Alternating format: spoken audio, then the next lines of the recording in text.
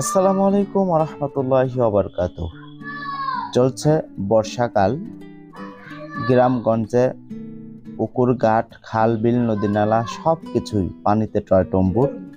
তো পুকুরে নতুন মাছ ছাড়ার প্ল্যান করেছিলাম। আর নতুন মাছ ছাড়ার পূর্বে পুকুরটাকে আগে আমরা নিচের যে কাদা মাটি ছিল সেগুলো তুলে উপরে ফেলেছি। এরপরে পুকুরে চুন দিয়ে প্রস্তুত করে রেখেছিলাম। তারপরে বৃষ্টিতে পানি হওয়ার পরে আলহামদুলিল্লাহ পুকুরের পানি অনেক স্বচ্ছ, মোটামুটি ভালো একটা পরিবেশ পুকুরের মধ্যে অবস্থান করছে। তো এখন মাছ পুকুরে ছাড়ার সবচেয়ে উত্তম একটা সময়। এজন্য পুকুরে মাছ ছাড়ার জন্য মাছের পোনা ক্রয় করলাম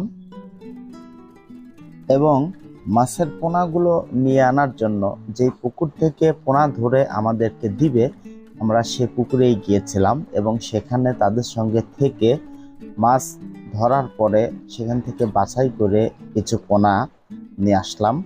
অনেক ভালো মানের পোনা আনার পরে পুকুরের মধ্যে ছেড়েছি। সকলে আমাদের জন্য দোয়া করবেন, আল্লাহ রাব্বুল আলামিন যেন আমাদের মাছগুলোকে সুস্থ রাখে এবং ভালো ফলন যেন আল্লাহ রাব্বুল আলামিন দান করে।